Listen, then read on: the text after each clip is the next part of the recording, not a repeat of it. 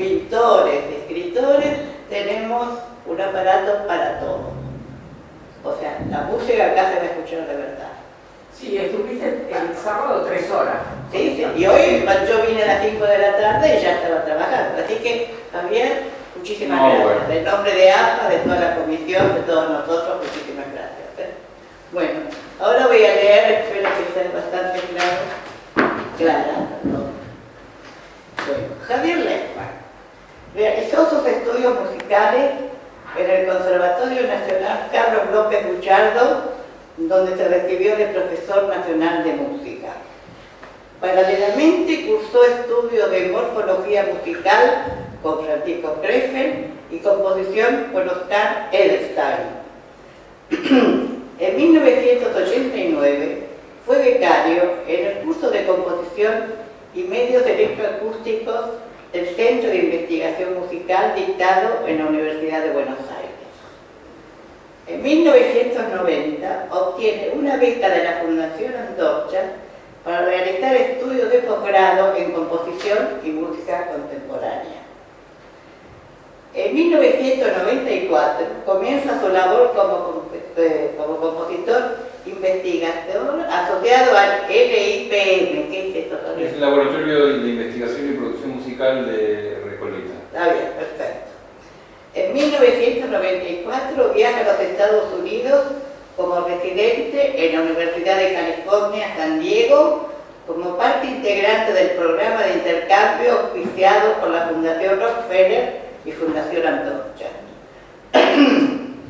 Desde diciembre de 1995 se desempeña como coordinador en tareas de capacitación en tecnología aplicada a la música, a compositores invitados y becarios, dictado de cursos en tecnología aplicada a la música y análisis de música contemporánea y actualmente director del mismo.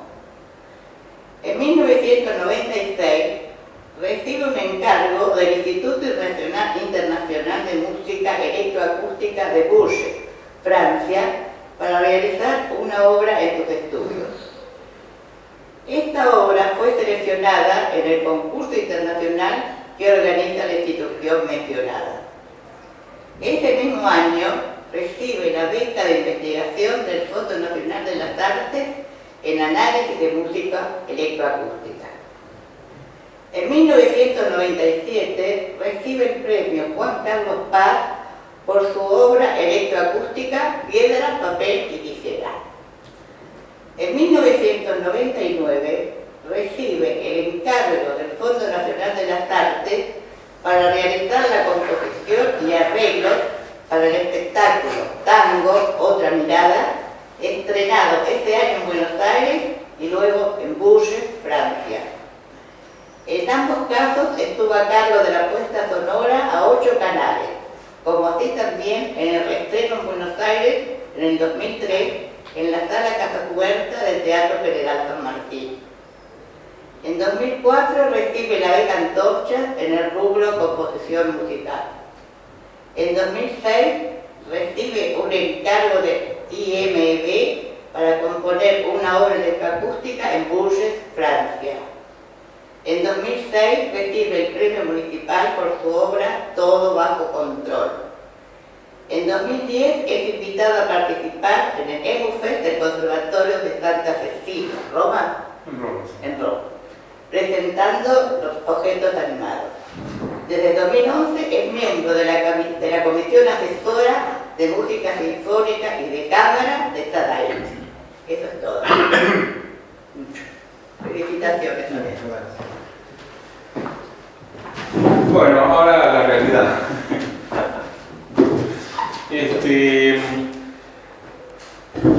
Yo voy a resumir una charla que tenía preparada para otro tipo de público y voy a tratar de llevar a los que no están muy acostumbrados a escuchar música electroacústica a tratar de darles un marco de referencia, si es que, digamos, para quienes lo necesiten. La música electroacústica es una música que presenta ciertas dificultades, no diría dificultades, pero presenta ciertas características a las que no estamos, o digamos, los que no nos dedicamos a eso, incluso muchos músicos, les resulta un poco intrincado poder no solo apreciarla, sino disfrutarla, cuando en realidad es algo para disfrutar, es una música muy completa.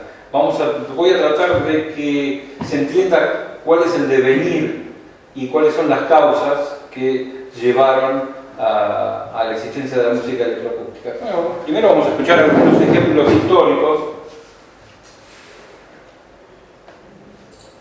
sin más palabras. Después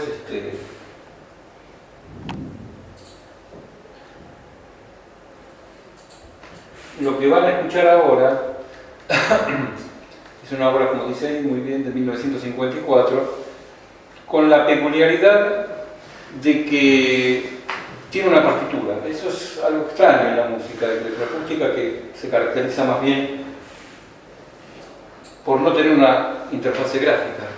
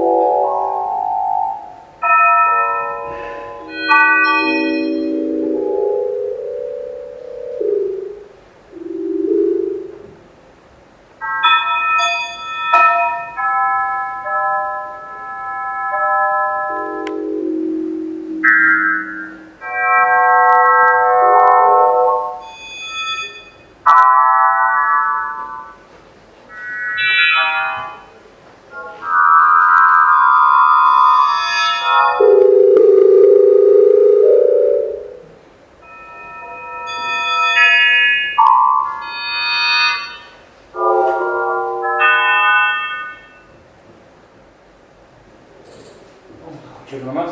Esta es una obra, perdón, es una obra hecha en Argentina, se llama Analogías Paraboloides. ¿De quién es? Pedro Cariexti.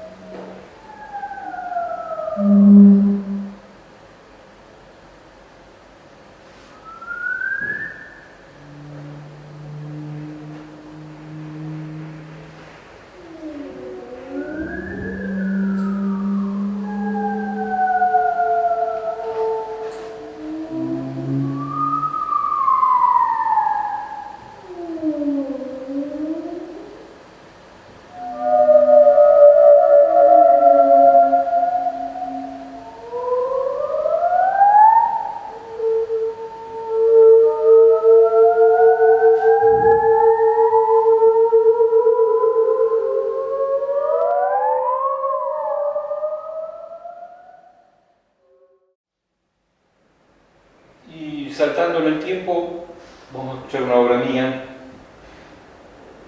de la que después voy a hablar algunas cositas. Se llama Silvanando.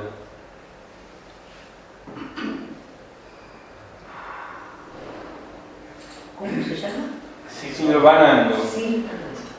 Es una mezcla de silbar e hilvanar.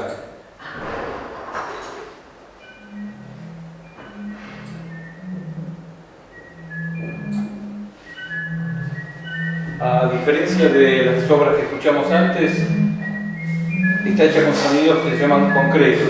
Es un silbido de un compositor argentino que se llama Jorge Rack, que yo grabé. No solo eso, pero hay...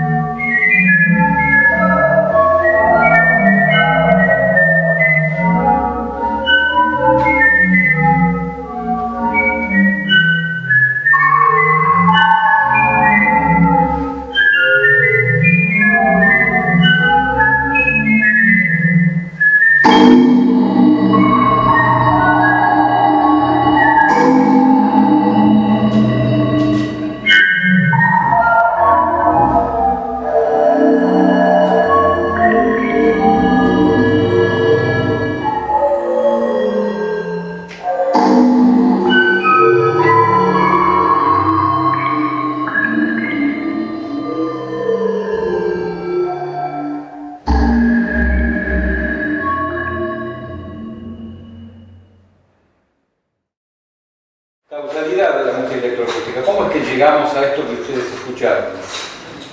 ¿Cuál es la línea que se puede trazar desde los primeros tiempos de la cultura humana hasta los años fines de los 40, donde empezó este movimiento en dos vertientes, una un poquito más tarde, en los años 50 en Alemania, la primera en Francia, en fines de los 40,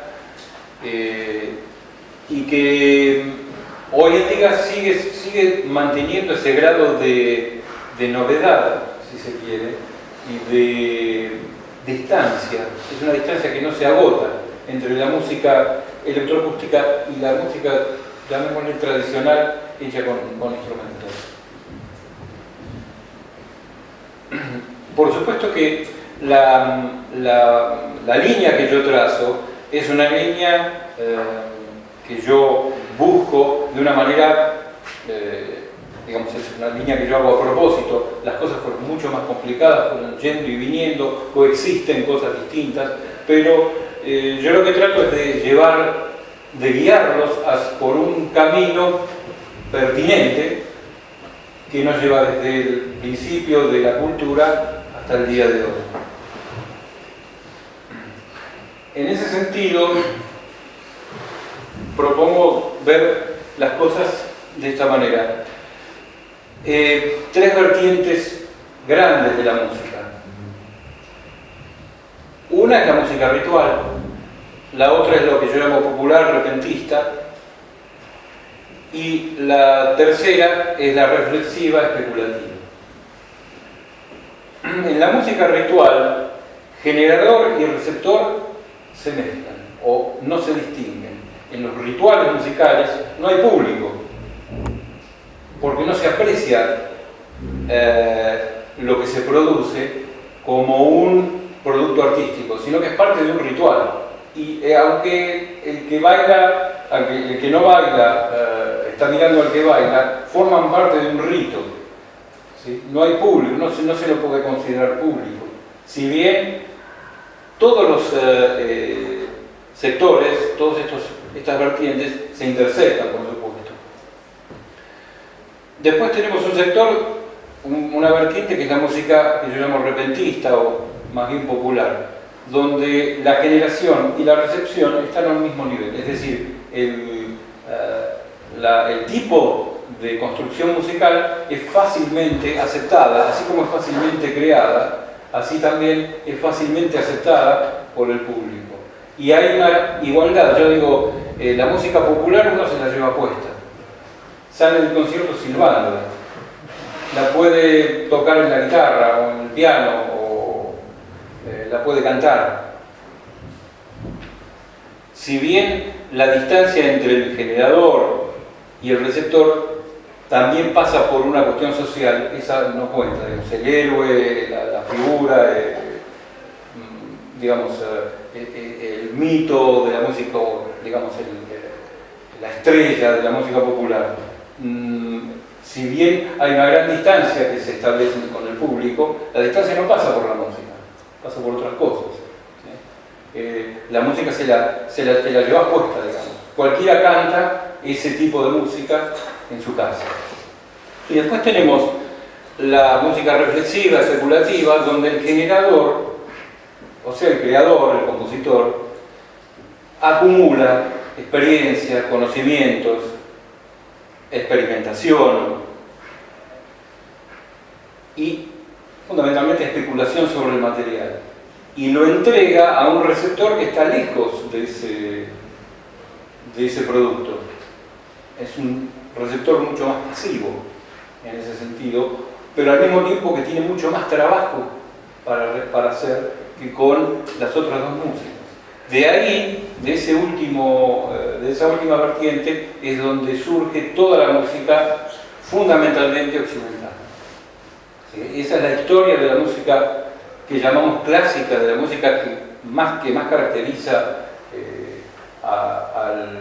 la más diferenciada, porque las músicas populares, las músicas rituales pueden tener muchos puntos de contacto, pero el fenómeno de la música especulativa es un fenómeno netamente europeo, que después derivó en distintas partes del mundo, pero es algo que se generó en Centro Europa.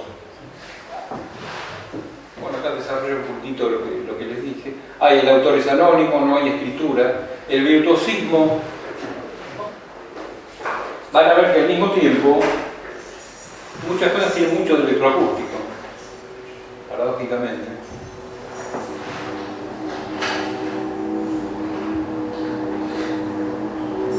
Yo no las pasé, no las traigo todas porque son larguísimas, pero tiene esta característica de la repetición propia del rito.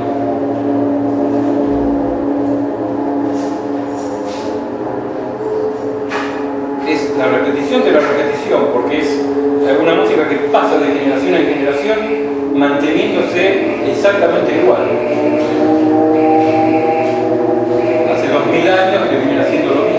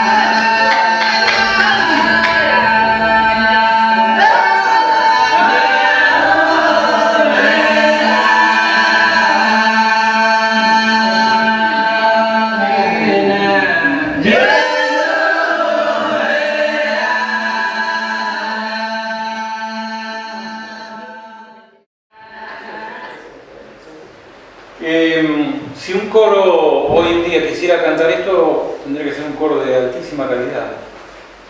Llegan a una perfección increíble, justamente por el grado de repetición de la música y del rito y de generación y la transmisión de generación en generación, que la vuelve una música permanente, ¿sí? No hay cambios en la música ni hay cambios en el estilo, no hay estilo, digamos, es una repetición constante. Y se mantiene como se mantenía el fuego, manteniéndolo prendido, digamos.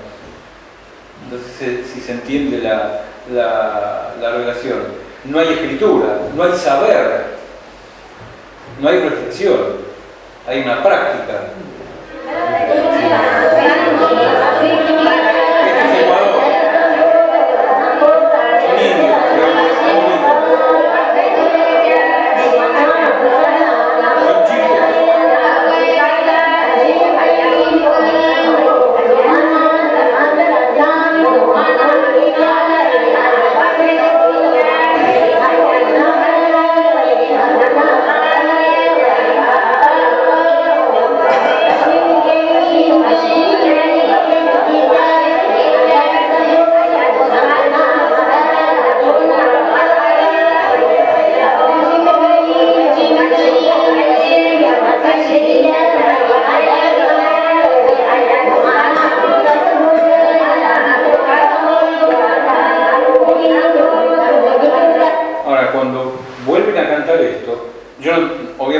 traigo toda la grabación, pero cambian, hacen como una segunda parte, y cuando vuelven, están cantando exactamente lo mismo después de haber pasado 10 minutos haciendo otra cosa.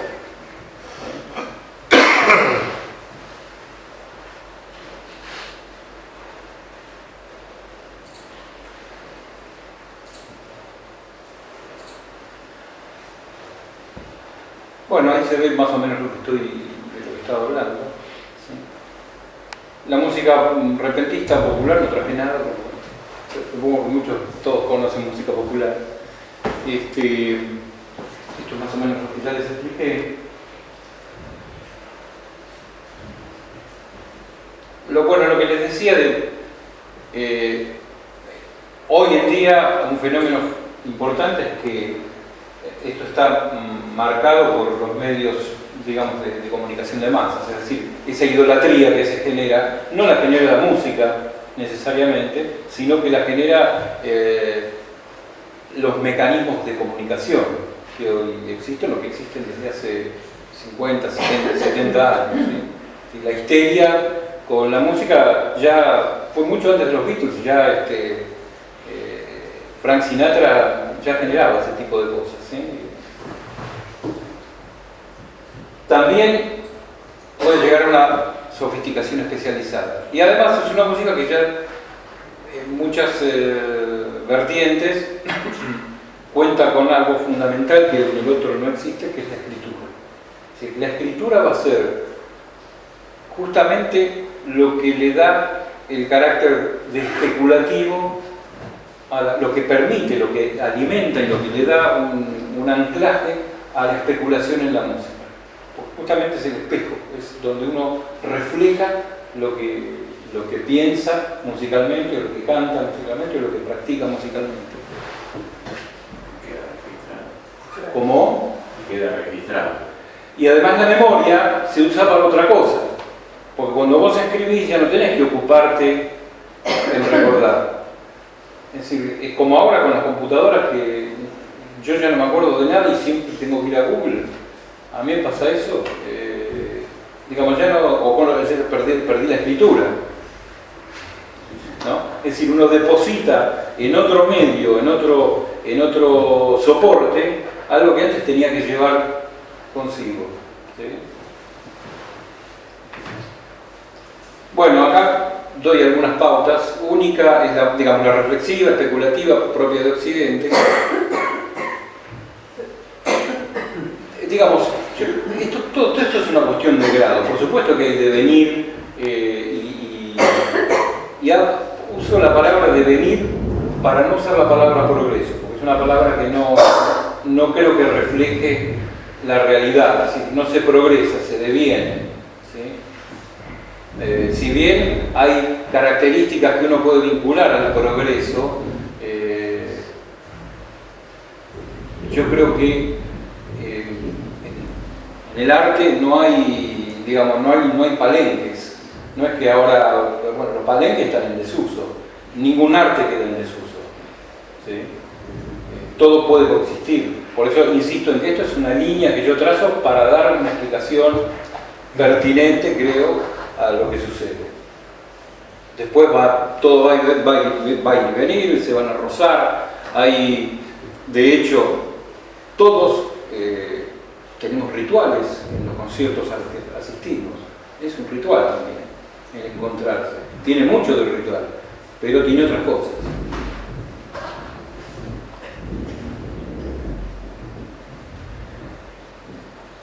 Lo especulativo,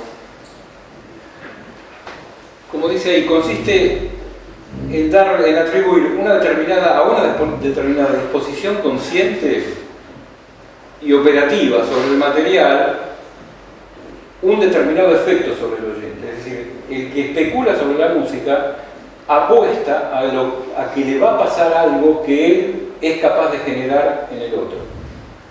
Eso es una ilusión del que la hace, porque en el otro las cosas estallan, los sentidos son inmanejables, digamos. La generación de cada oyente de los sentidos que le asigna la música no son manejables, pero el que la crea piensa que puede controlar eso, y piensa que puede hacer sentir lo mismo que él siente.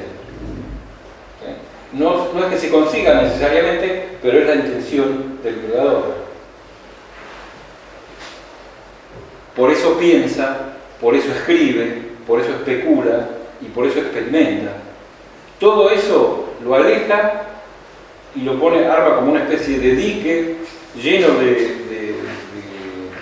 de cosas que después vuelca sobre el oyente, que, como en el caso de la electroacústica, de golpe para los que nunca la escucharon, hay un montón de situaciones, de novedades que son difíciles de absorber. De hecho, las audiencias no van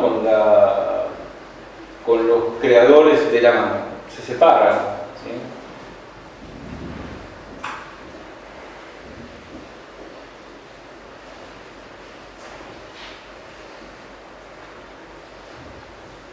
Bueno, ya entramos en el recorrido de la música reflexiva. Yo pensé en cuatro instancias: el devenir histórico, los periodos, bueno, ya más o menos todos lo saben porque coinciden en casi todas las artes, el cambio en las configuraciones y en los elementos musicales, el trabajo que se fue desarrollando, que fueron desarrollando compositores e intérpretes cuando los hubo y cuando dejó de haberlos, y una historia del pensamiento aplicado sobre la música.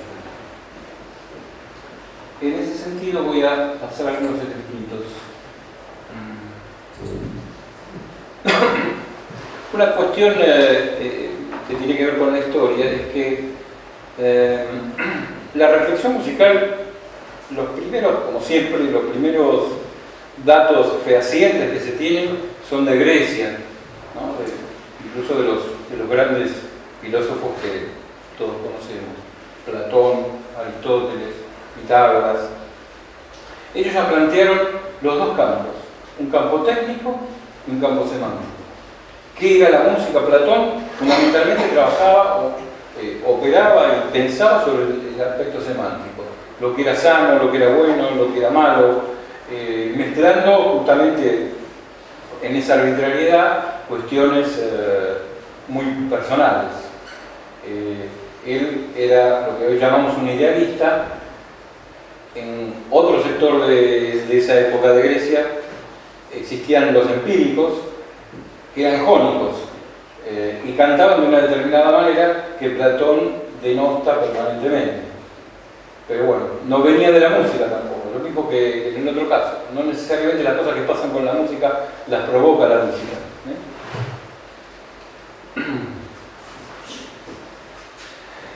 Y en ese devenir de la historia, así como la filosofía pasó a la iglesia, la música especulativa pasó también a la iglesia. Su lugar de inicio real fuerte es en la iglesia. Es a partir de la Alta Edad Media para acá, fueron 1000 años donde, no tanto, la música se desarrolló y se pensó en el medio eclesiástico.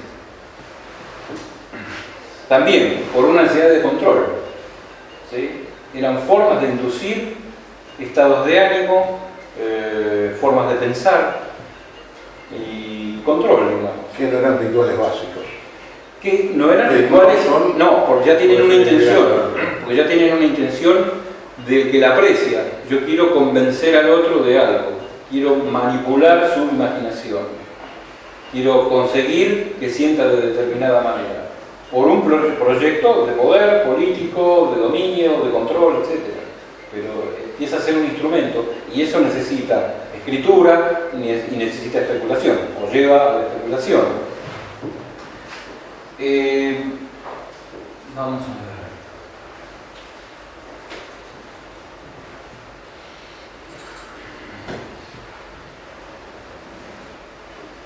Volvemos a tener algo escrito.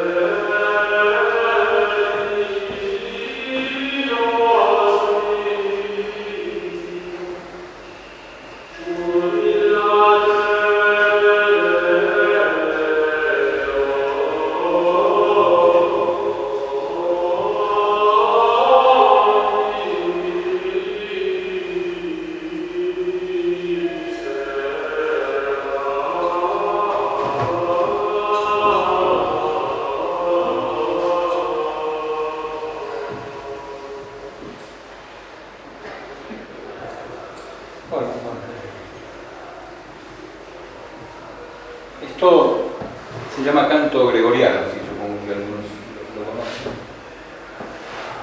Las características, bueno, acá ya hay algo interesante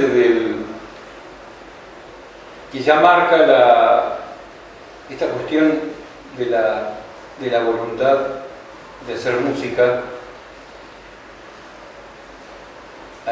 más allá de la imposición de la autoridad. La autoridad daba el texto, pero como ustedes escuchan, hay sílabas que el músico detiene y arma melodías.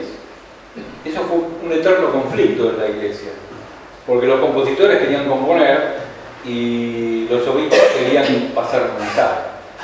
O sea, esa cosa que después estalló 1000 años después, ya estaba en este tipo de música ya, pero el compositor es anónimo, nadie sabe quién compuso esto. Eran monjes, no se sabe quién lo hizo, no se sabe. Y vemos un poquitito esto que yo marcaba.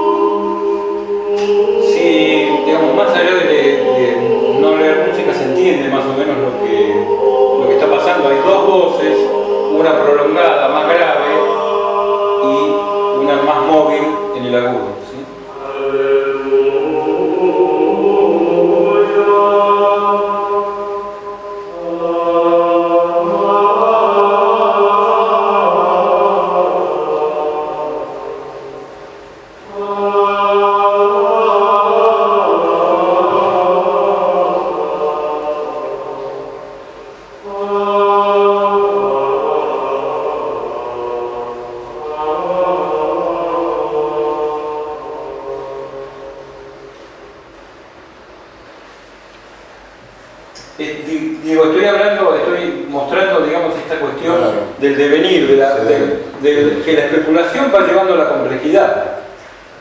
¿Sí? Aparte se va desarrollando la partitura. Y se va desarrollando, bueno, ojo, las partituras que ustedes ven son hechas ahora, tomadas de las antiguas, pero de todas maneras, aunque leyéramos esas partituras, el desarrollo es evidente. ¿Sí? Cada vez se vuelve más carnal lo que hemos visto.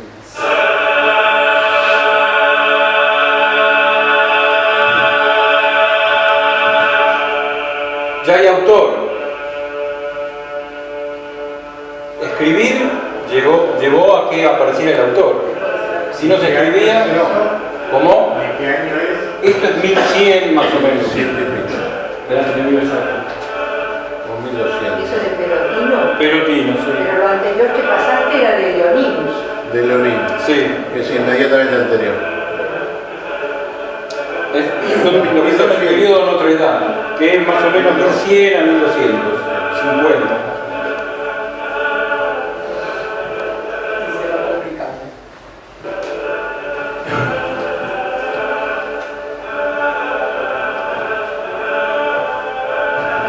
Se va complicando por un lado, pero se vuelve más simple por el otro, porque yo puedo...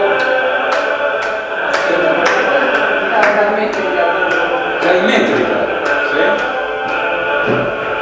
Pero no hay disonancias. Toda la ciencia y toda la especulación era en función de no hacer chocar las noticias. Misa de Jesús. Esto ya es otro periodo de la historia de la música. Esto ya en pintura es contemporáneo a Piero della Francesca.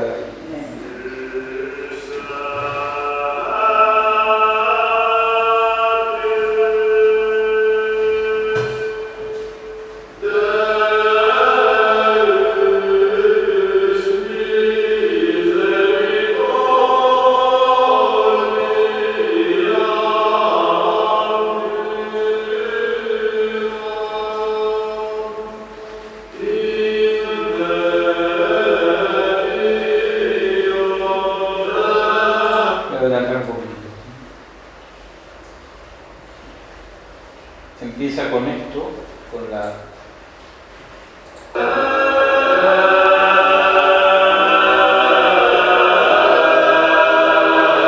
Ya las voces que antes teníamos como rítmicas ya se empiezan a desplazar cada una por su cuenta, ¿sí? Siguiendo las reglas existentes, ¿sí? Esto ya se estudia, cuando uno estudia música, estudia lo que se llama contrapunto, ¿sí? La consistencia de melodías con un determinado reglamento sobre los intervalos que se producen y la forma, bueno, etc.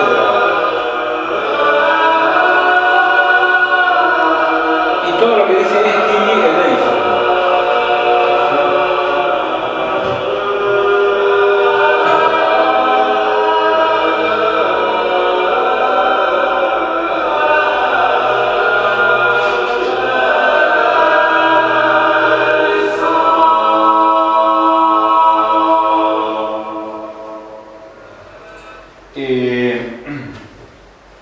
Obviamente también esto implica un desarrollo técnico de parte de quienes lo ejecutan, ¿sí? No se sabe si se cantaba así. Estas son versiones obviamente modernas de algo que sucedía cuando no había ningún tipo de registro más que de gráfico. Pero se supone que era bastante parecido. La educación de la voz no era la misma de hoy, pero de todas maneras el sustrato que nos interesa es en alguna medida la idea que está escrita, ¿sí? La configuración que genera. Esto ya es Renacimiento, le voy a hacer escuchar. No está. No me olvidé. Lo que hay es una especie de... es lo que ya se llamaba un motete, o sea que ya hay nombre para los estilos. Subir el volumen. Sí, igual no empezó. Pero es una guía visual. Motete histórico porque son 40 voces reales. Llega el compás 40, lo que llamamos ahora compás 40, a tener un tutti, se llama, de todas las voces. Es ilustrativo de la complejidad que se va generando, ¿sí?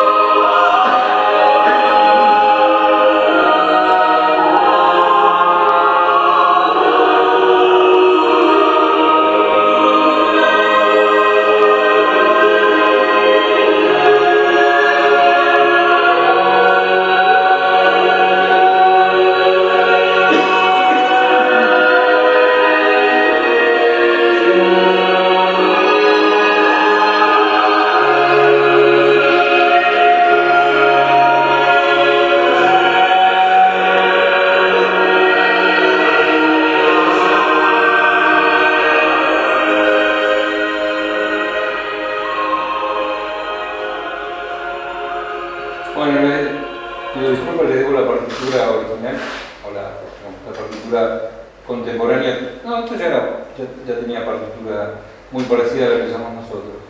Pero bueno, me olvidé, quedó por ahí. Bien, ¿alguna pregunta? ¿Alguna cuestión?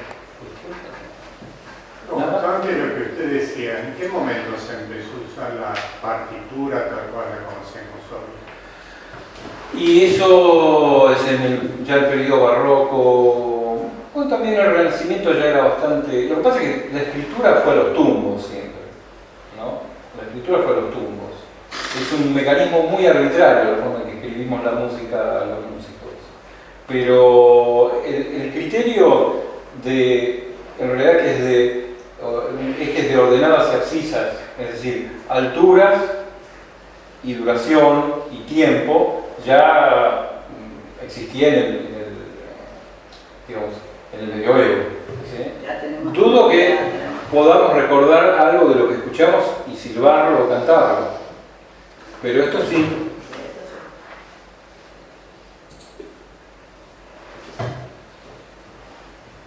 Yo lo cantaba cuando era estudiante en el conservatorio.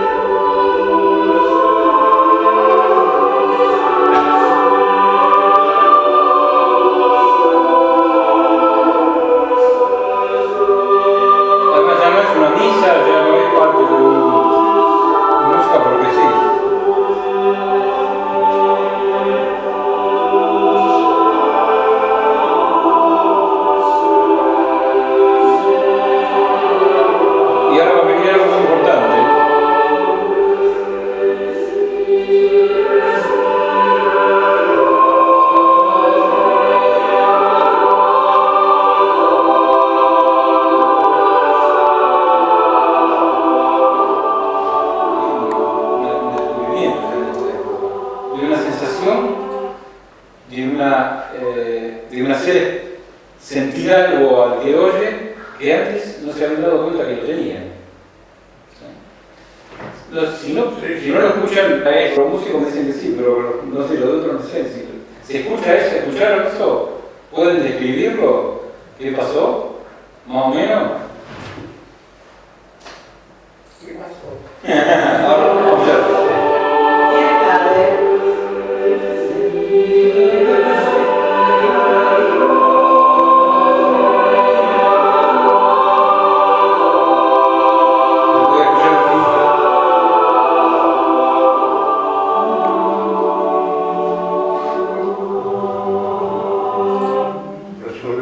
Resolvió, reclamamos nosotros resolver.